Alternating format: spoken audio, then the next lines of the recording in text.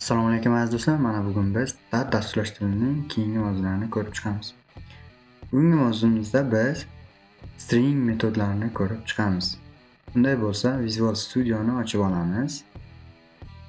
Va mana Dart muhitiga o'tib oldik. E'tibor qilgan bo'lsalaringiz, men bu yerda avvaldan dastur kodlarini yozib chiqqanman. Ya'ni bugungi mavzumizda ko'p narsani o'rganayotganmiz. Videomiz ortiqcha cho'zilishini xohlamadim. Biz endi buni birma-bir tahlil qilib chiqamiz. Birinchi stringga ishlatiladigan maxsus belgilarni ko'rib chiqadigan bo'lsak,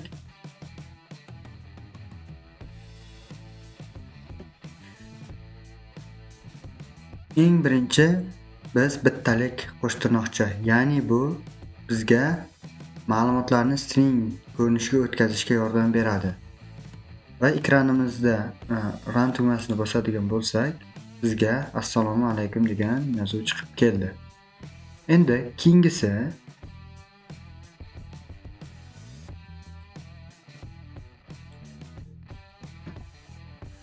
keyingisida biz aziz do'stlar deb yozgandik. Endi ikkala holatni ham biriga ishga tushiramiz.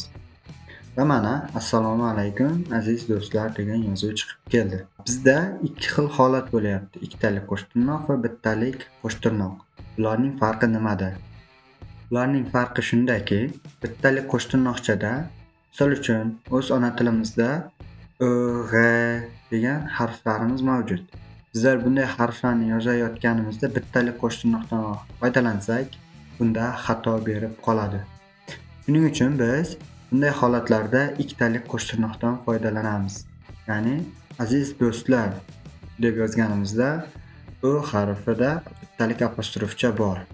Agar biz xuddi shu narsani mana bu yerga qo'yadigan bo'lsak,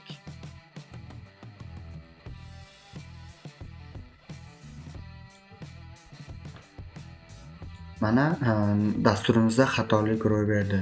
Buni oldini olish maqsadida ikkitalik qo'shtirnog'imiz mavjud.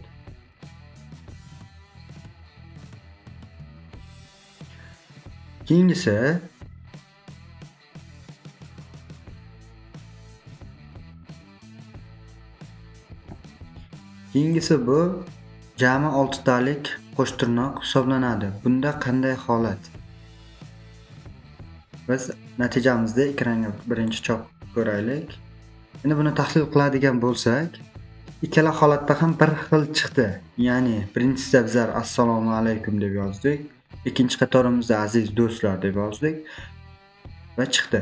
Endi uchinchi printimizda assalomu alaykum va e'tibor qilgan bo'lsalaringiz, men enterni bir qator pastga tashlaganman. Qolgan yuqoridagi belgilarda biz enterni bosadigan bo'lsak, dasturimizda xatolik ro'y beradi. Bunday holatlar bo'lmasligi uchun bizga 3 talik qo'shtirnoq o'ylab topilgan. Ya'ni 3 talik qo'shtirnoqda biz matnlarni yozishimiz mumkin. Katta-katta matnlar yoki turli xil stringlar, gaplarni yozganda xuddi shunday holatlarda yozishimiz mumkin. Endi bularni izoh holatiga o'tkazamiz.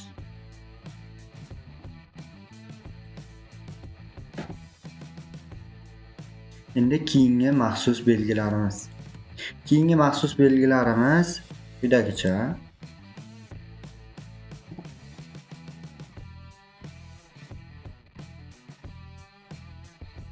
Buni ishga tushiradigan bo'lsak, quyidagi holatni ko'ramiz. /t, ya'ni /t ikki string va ikki yozuv o'rtasida bo'sh joy tashlab beradi, ya'ni tab tashlab beradi. Endi buni birinchi oddiy holatida ekranga chop qilib ko'ramiz.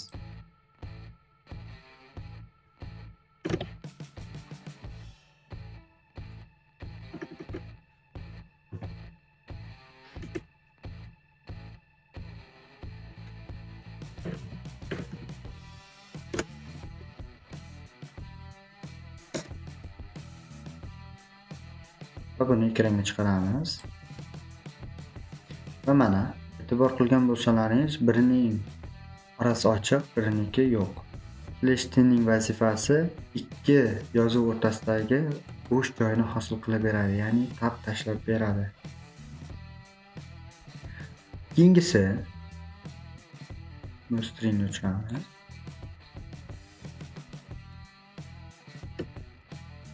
Keyingi maxsus belgimiz bu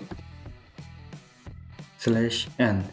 Ya'ni /n satr taylash, ya'ni enter vazifasini bizlarga bajarib beradi. Ya'ni bu narsani ekranga chop qiladigan bo'lsak, va mana quyidagi holat kelib chiqdi. Bir qator pastga tushirib berdi. Bizda /t tab vazifasini bajarsa, /n esa enter bir qator pastga tushirib beradi. Va bularni izoh holatiga o'tkazamiz.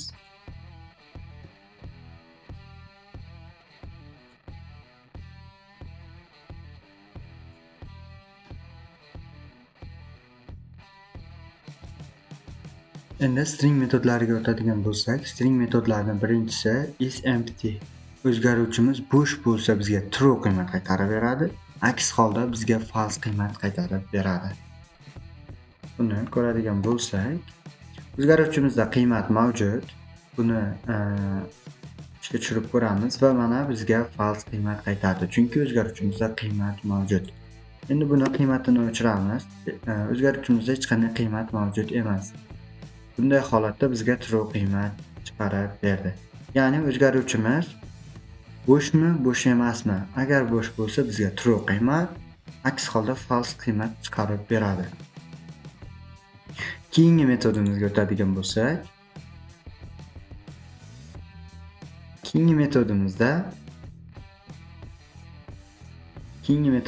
biz is not empty, ya'ni endi bunda aksi. Bunda esa o'zgaruvchimiz bo'sh bo'lsa false, unda qiymati mavjud bo'lsa true qiymat chiqarib beradi.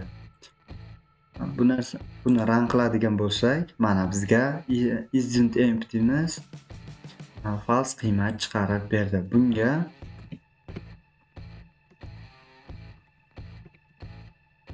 yozadigan bo'lsak, ya'ni bunda qiymatimiz mavjud. Endi buni ekranga chiqaramiz va mana bizga true qiymat chiqarib berdi. Ya'ni bu bizga o'zgaruvchimiz bo'shmi, bo'sh emasmi aniqlaydi va bo'sh bo'lsa false qiymat, o'zgaruvchimizda qiymati mavjud bo'lsa true qiymat chiqarib beradi. Endi keyingi metodimizga o'tamiz. Keyingi metodimiz length metodi. Ya'ni length bu bizlarga int qiymat qaytaradi. Butun qiymat, ya'ni o'zgaruvchining qiymati uzunligini chiqarib beradi bizga. Bu narsani ishga tushirib ko'radigan bo'lsak, va mana bizga 10 qiymat chiqarib berdi. Shohruxxon degan yozuvni 10 ta simvoldan iborat ekan, ya'ni uning uzunligi 10 ga teng ekan. Biz string turidagi o'zgaruvchining uzunligini aniqlay olamiz length funksiyasi orqali. Keyingi funksiyamiz runs. Runs nima? Runs o'zgaruvchi qiymatining har bir elementini Unicode-larini chiqarib beradi. Biz keyingi darslarda Unicode haqida to'liq ma'lumotni ko'rib chiqamiz. Birinchi buni ekranga chiqaradigan bo'lsak, va mana bizga birinchisi C'miz 83 ga, H'miz 104 ga, O'miz 111 va hokazo. Xuddi shunday tartibda bizlarga stringimizning har bir elementining Unicode-ini bizga chiqarib berdi.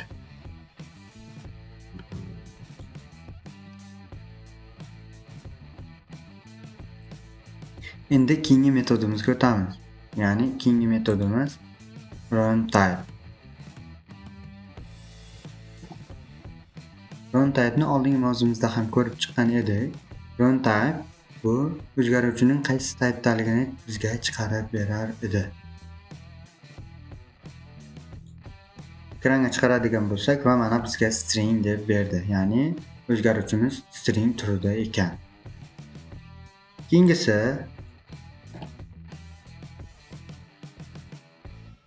Keyingi metodimiz bu comparator. Comparative bu agar qiymatimiz xuddi o'zi bo'lsa, bizga 0 qiymat chiqarib beradi. Ya'ni bizning o'zgaruvchimiz bilan biz bermoqchi bo'lgan qiymatni solishtiradi. Agar ikkalasi teng, haqiqatan ham bir xil bo'lsa, bizga 0 qiymatni chiqarib beradi. Agar yo'q, bir xil emas bo'lsa, bizga -1 qiymat chiqaradi. Bizga bir qiymat chiqaradigan holat ham mavjud. Ya'ni bizning birinchi boshidagi harflar bir xil bo'lsa, bizga bunday holatda bir qiymat chiqarib beradi. Hozir x'imiz boshida emas, shuning uchun bizga -1 qiymat chiqarib beradi. Va mana -1 qiymat chiqdi. Endi buni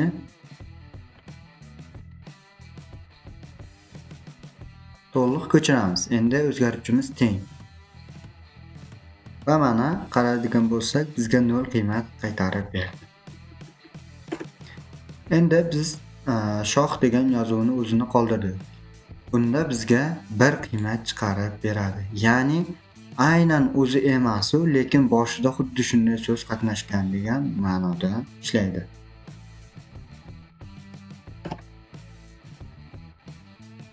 Keyingi metodimiz bu contains metodi.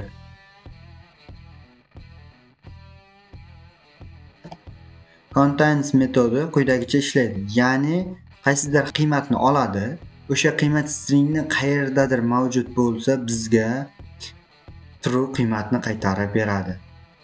Mana bizlar Shohruxxon yozuvining sh harfini olganmiz, ya'ni solishtiryapmiz.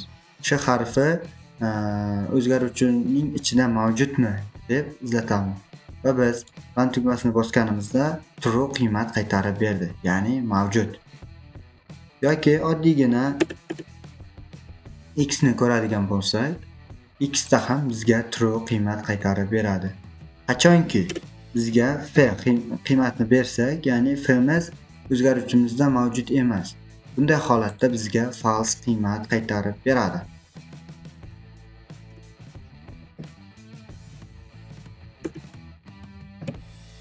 Endi keyingi metodimizga o'tadigan bo'lsak,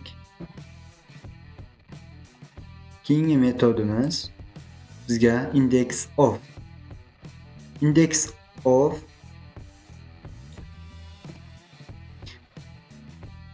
of bizga boshlanish indeksini chiqarib beradi.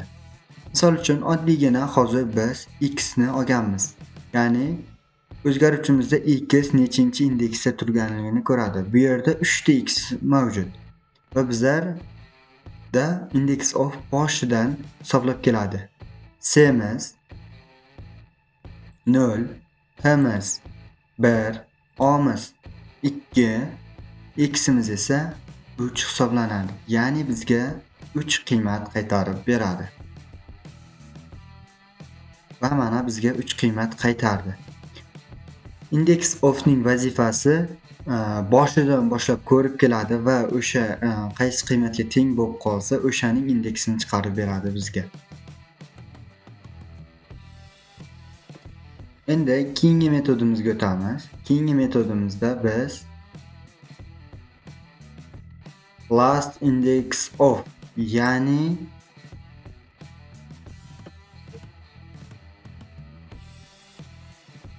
bu yerda biz yozuvni oldingisida index of'da boshidan ko'rgan edik. Endi bu yerda esa tugashi bo'yicha indeksni topib beradi. Ya'ni u qanday ishlaydi? Boyana hisoblagandik. C'miz 0, H'miz 1, O'miz 2, x'imiz 3. Bizda oldingisida 3 chiqib kelgandi. Endigisida buni olmaydi. 4, 5, 6 va 7. Eng oxirgi x'imizning qiymatini, indeksini olib beradi bizga. Ya'ni buni ekranga chiqaradigan bo'lsak, va mana bizga 7 degan qiymatni olib berdi. Ya'ni eng oxirida x turgan ekan. Bunda o'ni qo'yadigan bo'lsak, bizga 8 qiymat qaytarib beradi. Ya'ni oxiridagi o'ni bizga olib beradi.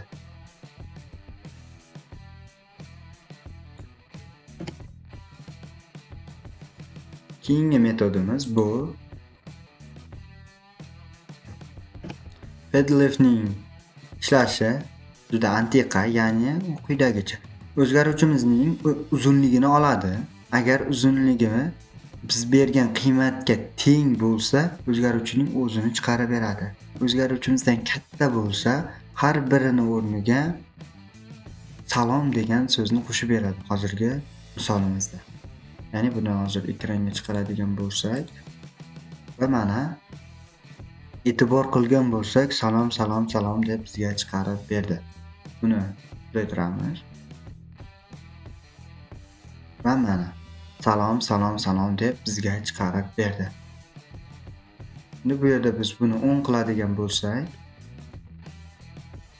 bizga Shohruxxonning o'zini chiqarib berdi. Ya'ni qo'shimcha qo'shib bermadi. Chunki Shohruxxon yozuvining uzunligining o'zi 10 ga teng. 11 qiladigan bo'lsak, bir dona salom so'zini qo'shib beradi biz. Va mana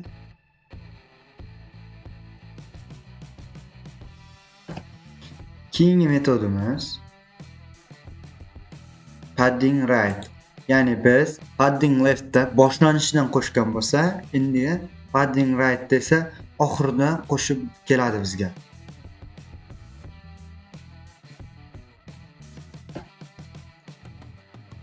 Va mana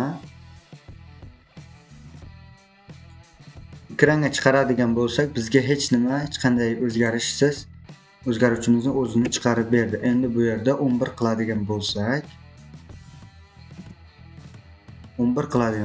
va buni natijamizni ko'ramiz. Va mana Shohruxxon va bitta KL degan yozuvni chiqarib berdi.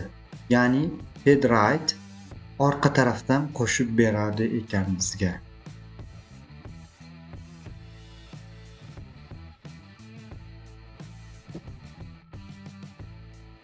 Endi keyingi o'zgaruvchimiz bu replace all. Replace all bizga unga ikkita qiymat kiritiladi, birinchisi va ikkinchisi. Oddiygina misolimizda Shohruxxon degan o'zgaruvchini olganmiz va unga x qo'yganmiz, birinchisiga, ikkinchisiga o. Bunda nima demoqchimiz? X larning o'rniga o harfini qo'yib chiq. Ya'ni hozir ekranimizga natijamizni chop qiladigan bo'lsak, va mana e'tibor qilsalaringiz, x larning o'rniga o harflarini qo'shib chiqdi va mana bu yerda ham ikkita x'imiz mavjud edi, o'rniga o. Ya'ni almashtirib beradi. Qaysidir harfni qaysidir harfga o'zgartirib beradi bizga. Keyingi metodimizga o'tadigan bo'lsak, replace first. Ya'ni replace first nima? Replace all'da hammasini o'zgartgan edi. Endi bunda hammasini o'zgartirmaydi. Faqatgina bitta birinchi uchraganini o'zgartirib beradi bizga. Ya'ni mana bizga x ni berganmiz bu yerda. Bu misolimizda ekranga chiqaradigan bo'lsak, va mana Shohruxxon o'zgaruvchini x ni faqatgina g ga o'zgartirib berdi. Qolgan ikkita x'imiz o'z holatida qoldi.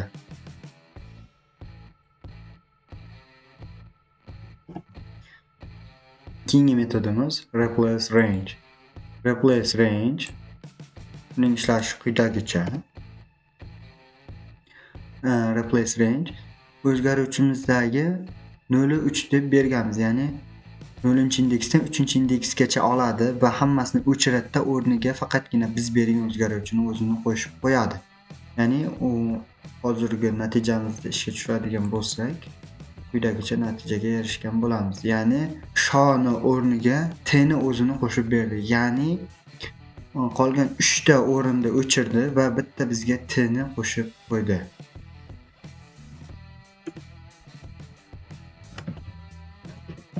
Assalom degan yozuvni yozadigan bo'lsak, assalom deb t ni o'rniga assalomni endi qo'shib qo'yadi. Va mana biz bermoqchi bo'lgan o'zgaruvchini o'chiryapti-da, o'shanga qo'shib qo'yapti.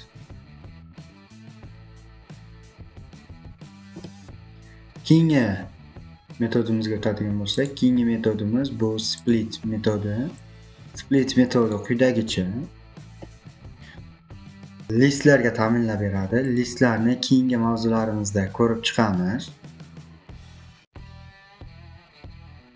Hozir buni run qiladigan bo'lsak, quyidagicha natija chiqib keldi.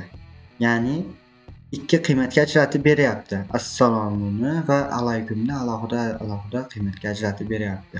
Bu yerda split deyapmiz. Agar bo'sh joyni ko'rsang, alohida qilib olib qo'y deb buyruq beryapmiz. Bunda shartimizni sal o'zgartiramiz. Agar a harfiga teng bo'ladigan bo'lsa, bularni alohida qiymatlarga ajratib ber deymiz. Va mana e'tibor qilgan bo'lsak, bizga kichkina a harfi bo'lganlarni o'chirdida alohida qilib yozib berdi.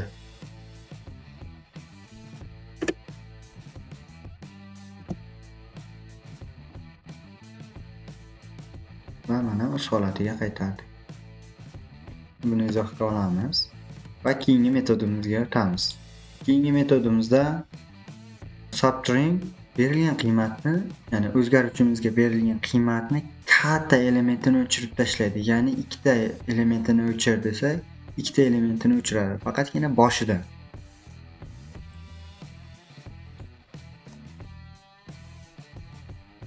Mana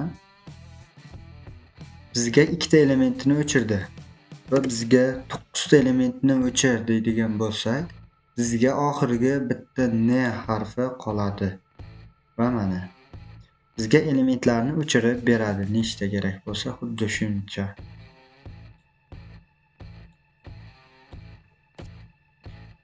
Keyingisi to lowercase. To lowercase esa hamma elementini kichik harflarga o'tkazdirib beradi. Ya'ni bu realniy proyektlarda ishlaganimizda juda kerak bo'ladigan metodlardan biri hisoblanadi. Va mana biz Shohruxxondagi S harfini boshqa harfda yozgandik. Bu yerda esa kichik harfga o'tkazdirib berdi. Keyingi metodimizga qaraydigan bo'lsak, keyingi metodimizda toString metodi. toString metodi boshqa turdagi ma'lumotlarni string turiga o'tkazdirib bizga ekranga chiqarib beradi. Va mana e'tibor qilgan bo'lsalaringiz, men int deb 10 qiymatni berdim va o'zgaruvchimga toStringni berib boshqa taybga o'tkazdiryapman. Endi buni ekranga chiqaradigan bo'lsam, va mana menga ikkita qiymat chiqarib berdi. Birinchisi oddiygina 10 ni o'zini chiqarib berdi. Bu 10. Ikkinchisida esa string type, ya'ni turini stringga o'tkazdirib beryapti. Keyingi metodimiz uppercase. Boyna hamma harflarni kichik harfga o'tkazadi deb aytdik. Endi bunisida esa hammasini bosh harfga o'tkazdirib beradi.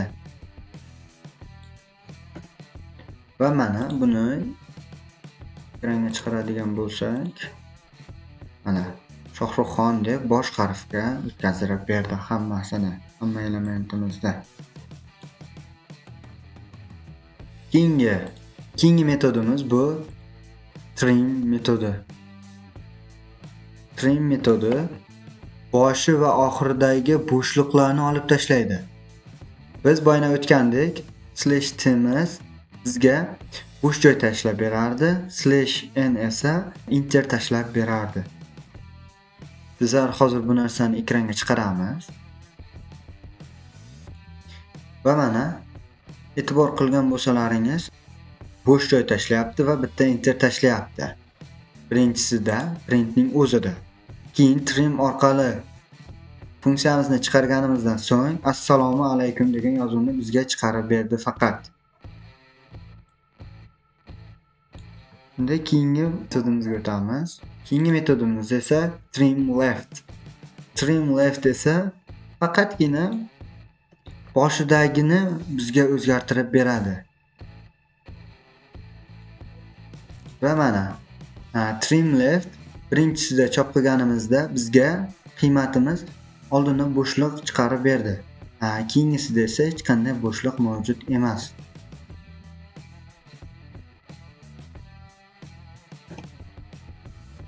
Keyingi metodimiz trim right. Ya'ni trim right bu bizga orqadagi bo'shliqlar, ya'ni oxirida bo'shliq paydo bo'lsa, o'sha oxiridagini bizga o'chirib beradi. Va mana oxirida bizlarda bo'shliq qo'yganmiz.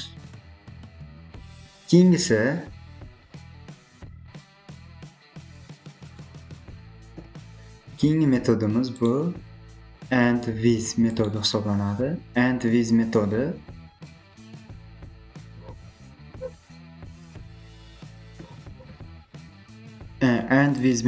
bu ends degani bu oxiri degani, tugashi degani, ya'ni tugashi bo'yicha bizga tekshirib beradi. Biz so'rayapmiz, xon degan yozuv o'zgaruvchimizning oxirida mavjudmi deb so'rayapmiz. Agar mavjud bo'lsa bizga true qiymat qaytar deymiz. Va bu yerda natijamiz true qiymat qaytarib berdi. Agar bunga oddiygina bir harfini qo'shadigan bo'lsak, bizga false qiymat chiqib keladi. Chunki o'zgaruvchimizning oxiri bunday tugamagan.